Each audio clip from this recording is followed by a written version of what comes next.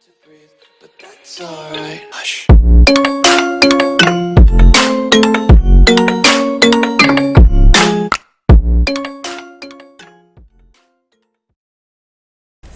अस्सलामुअलैकुम viewers, protic computer education में खुश आमदीद। मैं हूं आपका इंस्ट्रक्टर हाफिज़ मोहम्मद आमिर। नाजरीन, पिछली वीडियो में हम लोगों ने इंसर्ट करने के तरीक़ेकार सीखे थे और दो तरीक़ेकार मैंने आपको बताए थे इंसर्ट करने के। इसी तरह से आज के ट्यूटोरियल के अंदर हम अपडेट सीखेंगे कि किस तरह से हम अपने टेबल के डेटा को अपडेट करेंगे।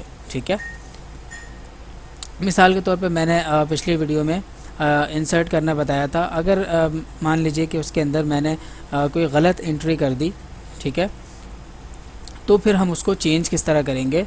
तो उसको चेंज करने का जो तरीका है उसे हम एसक्यूएल के अंदर अपडेट कहते हैं। ठीक है, इंसर्ट की क्वेरी अलग होती है और अपडेट की क्वेरी अलग होती है।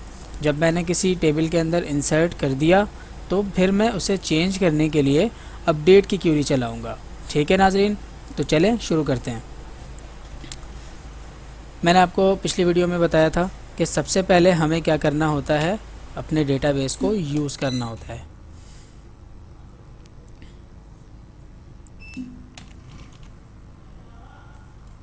ठीक है, इसी तरह से यहाँ पे सबसे पहले मैं यूज़ का कीवर्ड इस्तेमाल करूँगा, यूज़, और जिस नाम से हमारा डेटाबेस मौजूद है हम उसे कॉल कर लेंगे।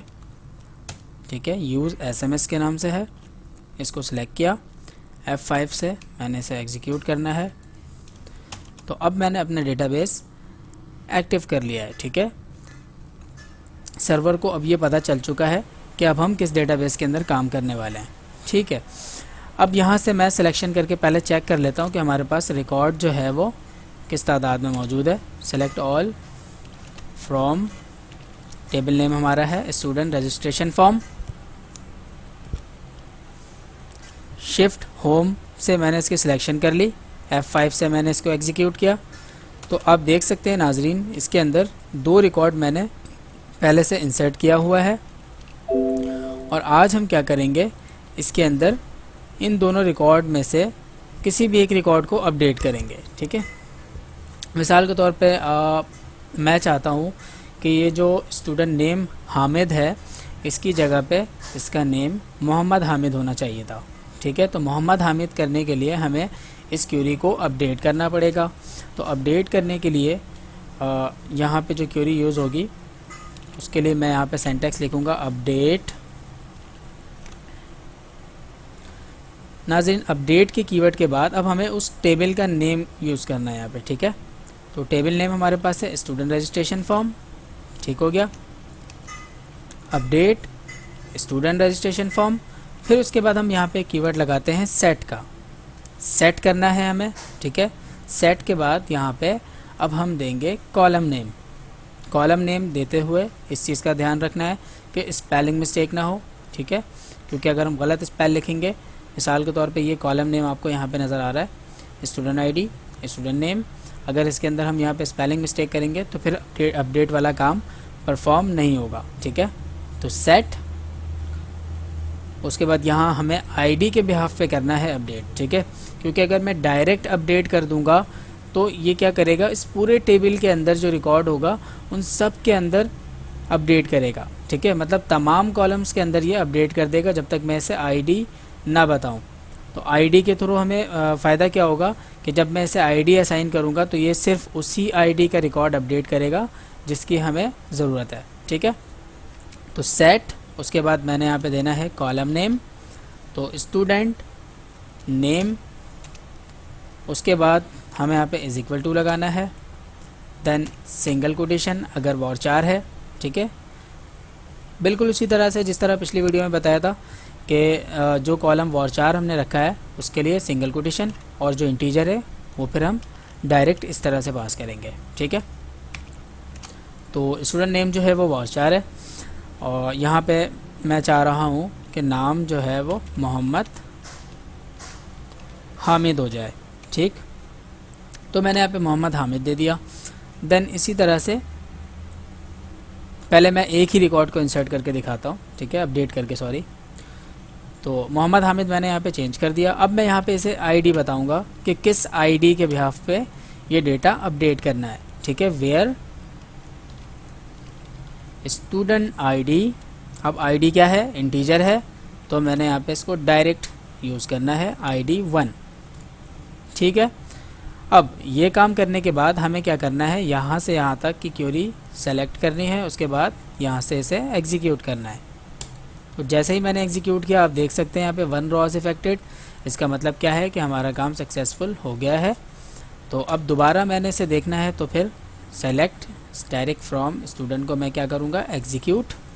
तो अब आप यहाँ पे नोट कीजिए कि मोहम्मद हामिद यहाँ पे नज़र आ रहा है, पहले यहाँ पे सिर्फ हामिद था और अब यहाँ पे क्या है, मोहम्मद हामिद, ठीक है। तो ये तो एक सिंगल कॉलम का डेटा अपडेट हो गया। अब मैं चाह रहा हूँ कि मल्टीपल कॉलम का डेटा किस तरह से मैं चाहता हूँ कि मल्टीपल कॉलम जो है वो भी साथ साथ अपडेट हो जाए। मिसाल के तौर पे स्टूडेंट नेम के साथ साथ स्टूडेंट एज, कॉन्टैक्ट, एड्रेस, इन सारी चीज़ों को मैं चेंज करना चाह रहा हूँ, ठीक है। तो मैं फर्स्ट रॉ का डेटा ही अपडेट कर देता हूँ यहाँ पे। तो उसके लिए दोबारा से मैंने यहाँ पे लिखना है अपडेट स्टूडेंट रजिस्ट्रेशन फॉर्म। फिर उसके बाद यहाँ पे हम कीवर्ड लगाएंगे सेट का, then student ID, student name is equal to single quotation Mohammad Hamid, ठीक है, देन कॉमा। अब कॉमा के बाद हमें इसी सीक्वेंस पे आगे चलना है, लेकिन सेट का कीवर्ड जो है वो सिर्फ एक ही टाइम यूज़ करना है, बार बार यहाँ पे हमें सेट का कीवर्ड यूज़ नहीं करना है, ठीक है। एंड इसके बाद स्टूडेंट एज हमने आई थिंक वो 4 पर रखा है, ठीक है। तो 15 है, मैंने यहाँ पे 18 कर दिया। फिर उसके बाद थर्ड कॉलम हमारे पास क्या है, स्टूडेंट कॉन्टैक्ट। तो कॉमा लगाएंगे हम, उसके बाद यहाँ पे लिखेंगे स्टूडेंट कॉन्टैक्ट। कॉन्टैक्ट भी हमारे पास वो 4 है, तो कॉन्टैक्ट भी यहाँ पे हम इसी तरह से डिक्लेयर कर देंगे 0312, ठीक है। अब इस बार मैं कॉन्टैक्ट भी चेंज कर रहा हूँ, ठीक है, कॉमा, देन लास्ट में है student address. Student address is equal to, ठीक है, सिंगल कोटेशन। और अब यहाँ पे प्लॉट नंबर हैश है, तो मैं यहाँ पे ऐसे ही मतलब रैंडमली यहाँ पे एक 1 2 3 मैंने यहाँ पे इंसर्ट कर दिया, ठीक है। और ये सारे रिकॉर्ड को मैंने अपडेट किस आईडी पे करना है, अब यहाँ पे हम आईडी सेट करेंगे, ठीक है। तो आईडी नंबर, अगर मैं डायरेक्ट मान लीजिए कि अगर मैं इसे एग्जीक्यूट करता हूँ तो होगा क्या कि इन दोनों रॉज के ऊपर ये रिकॉर्ड अपडेट हो जाएगी। मिसाल के तौर पे मोहम्मद हामिद फर्स्ट रॉ पे भी नज़र आएगा हमें और सेकंड में भी नज़र आएगा, ठीक है। स्टूडेंट एज 18 फर्स्ट रिकॉर्ड में भी होगा और सेकंड रॉज में भी होगा। फिर कॉन्टैक्ट मतलब पूरे टेबल के ऊपर यही डेटा अपडेट कर देगा ये, क्योंकि इसे आईडी नहीं बताई गई है, ठीक है।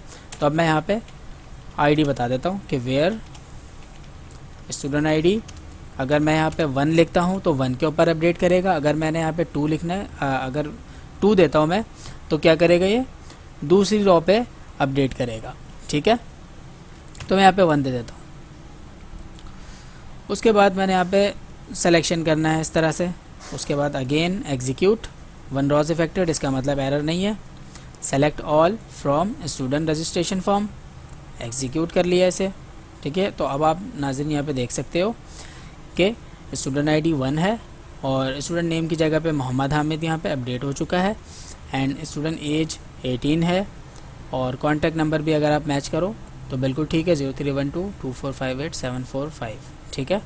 एंड प्लॉट नंबर 1 2 3, और ये किस आईडी पे अपडेट किया इसने, आईडी नंबर 1 पे किया है, ठीक है। तो उम्मीद है कि आप लोगों ने अपडेट करने का तरीक़ाकार सीख लिया होगा, चाहे वो इंडिविजुअल हो, किसी एक कॉलम का डेटा अपडेट करना हो या मल्टीपल कॉलम का डेटा अपडेट करना हो, दोनों तरीक़ेकार मैंने आपको बता दिए। तो आई होप कि आप लोगों ने सीख लिया होगा। इसके अलावा भी नाज़रीन अगर कोई क्वेश्चंस है इस हवाले से, ठीक है, या अगर कोई चीज़ समझ में नहीं आई हो तो आप हमें कमेंट के ज़रिए पूछ सकते हैं, ठीक है। इसके अलावा नाज़रीन अगर आप लोगों ने हमारा चैनल प्रोटेक कंप्यूटर एजुकेशन को अभी तक सब्सक्राइब नहीं किया है तो बराए मेहरबानी से जल्द से जल्द सब्सक्राइब कर लें, इसे लाइक करें, अपने दोस्तों के साथ शेयर करें, ठीक है। So keep watching protic computer education, thank you.